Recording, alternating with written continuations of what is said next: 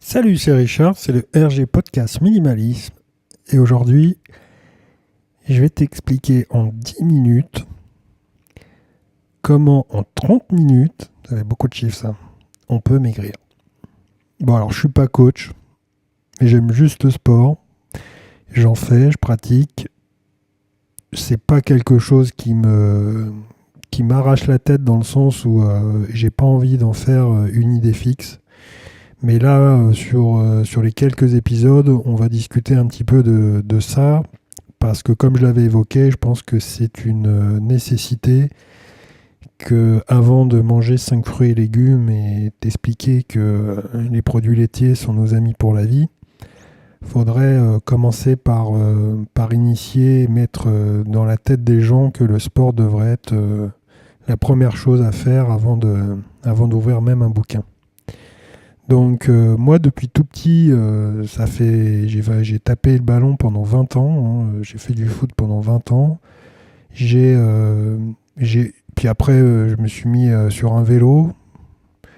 Puis fin de compte, j'ai tout laissé au placard et puis j'ai juste pris ma paire de tennis et maintenant donc je fais de la course à pied. J'ai fait quelques marathons, quelques courses comme ça de longue distance pour voir un peu si on pouvait allier, on va dire, parce que je ne suis pas fait pour faire des longues distances, hein, morphologiquement, je ne suis pas du tout constitué pour tenir comme ça, mais ça me plaisait de voir un peu comment on pouvait durer sur 3-4 heures. Alors 30 minutes pour maigrir. Tout de suite, c'est un nouveau départ, une nouvelle santé pour toi. Une nouvelle résolution avant l'heure, sûrement. On est en fin d'année, donc écoute, ça peut être une idée. Moi, je suis d'avis de ne pas attendre le réveillon pour faire comme tout le monde, mais déjà d'avoir préparé son speech. Comme ça, au moins, tu sais d'entrée pour le réveillon ce que tu as à faire pour l'année qui suit, quoi. Là, je vais utiliser mon côté minimaliste. Je vais m'inviter dans la danse parce que c'est difficile. C'est difficile. Il y a deux raisons, en fait, quand tu veux maigrir. Euh, c'est difficile de présenter, d'aller dans une salle, par exemple. C'est très compliqué d'aller dans une salle quand tu veux maigrir parce que, encore une fois, c'est souvent à la suite d'un cas, d'une prise de conscience comme ça, d'une nouvelle année, etc. Et ça va être difficile de passer les tests. Et je crois pas que ça soit bon de faire du sport pour maigrir. Je dis pas qu'il faut pas, hein, c'est pas. Mais moi, c'est ma vision des choses, c'est-à-dire que quand tu arrêtes quelque chose, quand tu décides de changer tes habitudes, il faut que tu passes par étapes. Et quand je dis par étapes, euh, arrêtez de manger, arrêtez de trop manger pour et compenser en se disant je vais mieux manger et en même temps je vais faire du sport, comme ça je vais maigrir, ça peut pas fonctionner. À moins que tu fasses du sport toute ta vie, à moins que tu aies fait du sport toute ta vie et que voilà, tu aies juste décidé de te dire attends, je comprends pas, moi j'arrive pas à évoluer dans le sport, ça doit être un problème alimentaire. Donc là oui, mais c'est rarement le cas. Donc allier les deux, c'est hyper compliqué. Tu vas forcément, il y en a un des deux qui va sauter. Et en plus de ça, tu vas avoir des moments où tu vas craquer et ça va être le fameux yo-yo, comme on dit, quoi. Donc, résultat, tu vas te retrouver à vider ton frigo pour le remplacer par des choses que tu sais pas trop pourquoi, parce qu'on t'a dit que c'était bien.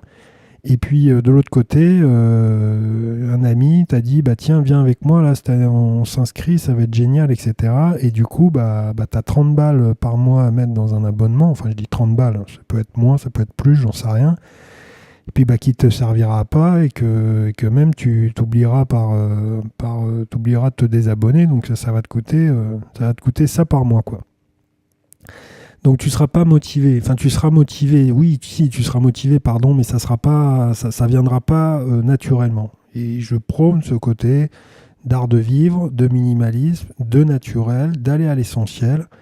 Et d'aller à l'essentiel, c'est justement de trouver les bonnes bases d'entrée. Si tu as envie, grosso modo, si tu as envie de commencer par la fin, bah voilà, quoi. Fais comme ça. Et tu verras que tu auras déjà fini la première fois que tu te seras changé dans une salle. Moi, encore une fois, je suis pas coach, hein. C'est pas si tu veux ressembler à une gravure de mode, à un super bodybuilder, etc. C'est pas du tout. Enfin, moi, pour moi, c'est pas dans tout ce que je te dis où tu vas trouver des réponses. Enfin, peut-être, hein, remarque, hein, j'en sais rien, mais bon, c'est pas vraiment. Je préfère dégrossir le truc parce que sinon. On va se dire, tiens, d'un seul coup, là, il passe d'un truc à un autre. Non, non, mais c'est mon opinion, c'est ma façon et ma vision de voir les choses. Donc, voilà, un bodybuilder, c'est 10 ans. 10 ans minimum pour que le mec, il ait un travail, il ait vraiment mais un boulot dessus. C'est assez impressionnant et des restrictions, tu peux pas savoir, quoi. Moi, j'ai un pote qui a été champion de France de cette discipline.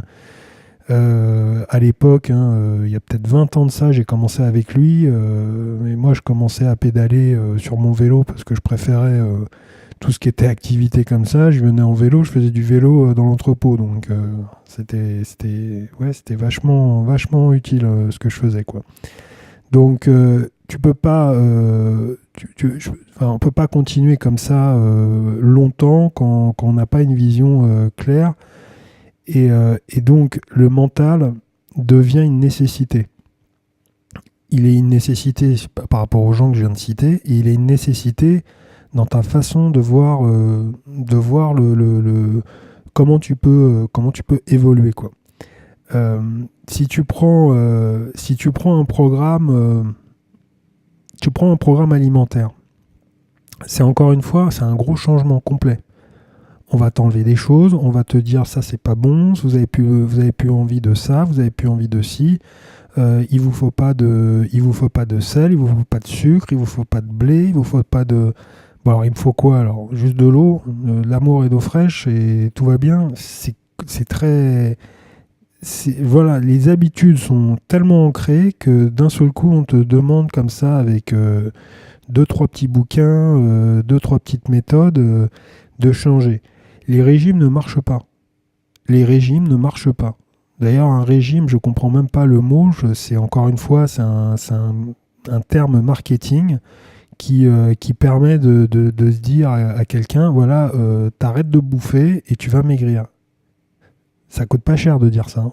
Ça coûte rien. Là, je viens de le dire, voilà, maintenant tu sais la nouvelle.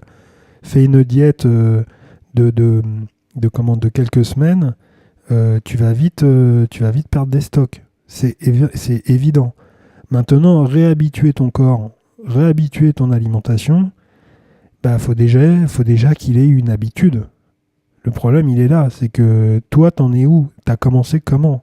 Est-ce que ça a été du grand n'importe quoi parce que bah, d'un jour au lendemain, tu t'es retrouvé, voilà, il a fallu sortir de ton conco familial, des bons plats, etc. Puis tu savais pas le faire, donc du coup, tu as mangé tout ce qu'on te proposait dans la rue, ou vraiment, ça a toujours été comme ça, donc pourquoi changer?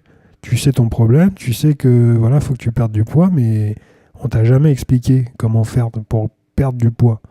Donc c'est très compliqué. Enfin pour moi c'est même. Enfin voilà, faut. Alors après bah oui bah à ce moment-là va chez une diététicienne, on va me dire. Ouais. Mais ça c'est comme les médecins. C'est pareil. Tu te demandes. Tu dis le médecin qui a sa femme pharmacienne, tu te demandes s'il est vraiment là pour te soigner, quoi. La diététicienne c'est un peu la même chose.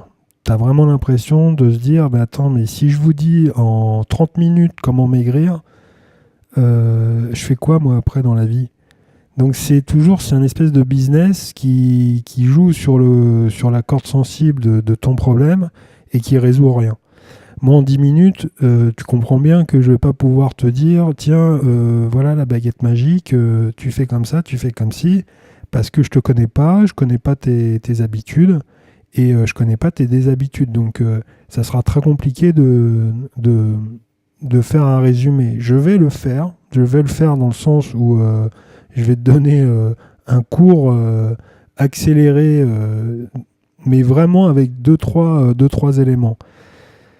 Quand on parle de varier, Tu sais, quand on parle de varier ses repas, on dit oui, ce qu'il faut, c'est manger équilibré. Ok? Faut varier ses repas. Ok. Bah, ces deux phrases-là, tu les mets dans toutes les sauces de ta vie. Varie les plaisirs. Varie ton activité. Varie tes pensées. Varie tes choix, tes situations, etc. C'est tout ce que j'ai à dire. Dans le sens où si tu cours, je prends l'exemple du sport, si tu cours un quart d'heure tous les jours, pendant 7 jours, pendant 6 mois, ton corps après, mais même pas il va le sentir. Même pas ça va lui faire du bien ou pas ou du pas bien. Par contre, si tu alternes de la rapidité, du foncier, de passer d'un repas bien imposant à une diète d'une journée, de manger un peu plus, un peu moins, de varier comme ça les choses, là d'un seul coup, il sait plus. Tu le déstabilises, tu le mets KO, tu le mets dans les... je parle de... Tu le mets ton cerveau et ton estomac, parce qu'on parle d'estomac, et l'estomac est le deuxième cerveau du corps humain. Donc d'un seul coup, tu chamboules la vision qu'il a, l'habitude qu'il a. Il faut changer l'organisation que tu avais. Juste ça. Change l'organisation.